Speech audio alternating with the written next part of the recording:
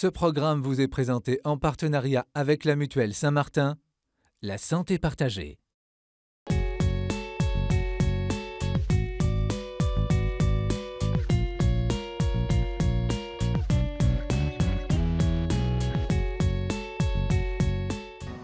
Cela fait 11 ans que Godefroy et Cécilia sont amoureux.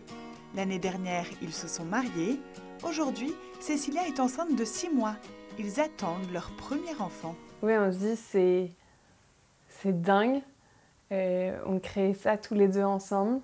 Et ça nous arrive à nous maintenant et quelle chance et quelle joie on a. Mais on le veut aussi, donc on le construit tous les deux.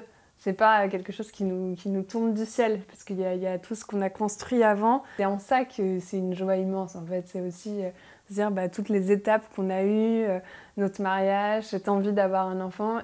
Et là, on le désirait, on le souhaitait, et maintenant on l'attend, et on sait que ça va arriver. Ayant tous les deux une vie professionnelle très prenante, ils ont d'abord voulu réfléchir à la période à laquelle il valait mieux accueillir cet enfant. Mais très vite, le désir a été plus fort. On travaillait beaucoup l'année dernière et c'est comme on va faire le jour d'un enfant, on peut vraiment pas en avoir un, mais en fait, finalement la décision elle est devenue même d'elle-même, on s'est dit bon maintenant on a envie d'avoir un enfant et ça devenait plus important que tout, peu importe notre travail, de toute façon on va s'adapter, on va le faire. Puis vivons notre amour tous les deux et avec cette envie qui grandit. Et si Cécilia et Godefroy ont toujours rêvé d'avoir plusieurs enfants, ce désir qui se concrétise, ils souhaitent le vivre au jour le jour. Là on a envie de prendre le temps aussi de réaliser ce qui nous arrive et de vivre pleinement cette grossesse en apprenant toutes les choses au fur et à mesure pendant ces 9 mois.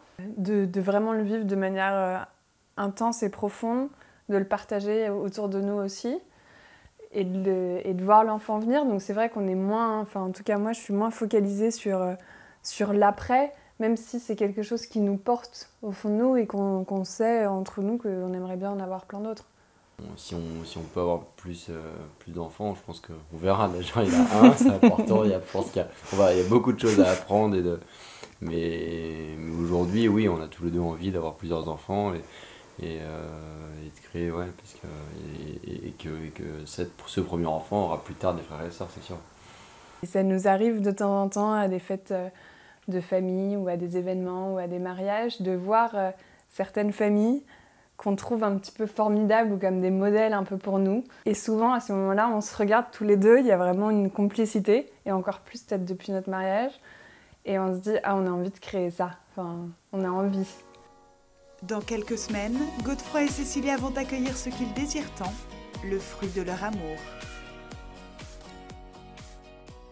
Le désir d'enfant est non seulement normal, mais il est nécessaire pour que le couple atteigne la pleine dimension de ce qu'il est appelé à être. Et c'est la raison pour laquelle l'Église considère que quand le désir d'enfant est exclu, quand l'accueil d'enfant est exclu, le mariage n'est pas valide.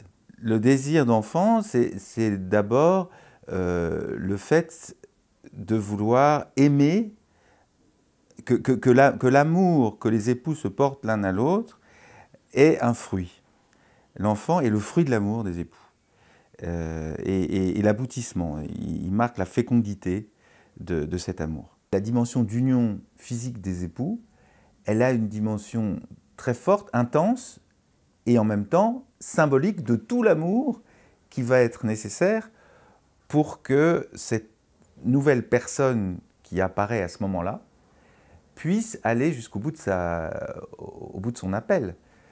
L'enfant est l'expression la plus parfaite de la surabondance de l'amour des époux, de cette surabondance qui est aussi le fait qu'ils accueillent au sein de leur couple l'amour de Dieu. C'est incroyable. Depuis, il a effectivement, si on en croit la Bible, créé le premier couple à partir de rien, mais depuis, Dieu n'a que le couple humain pour avoir des enfants.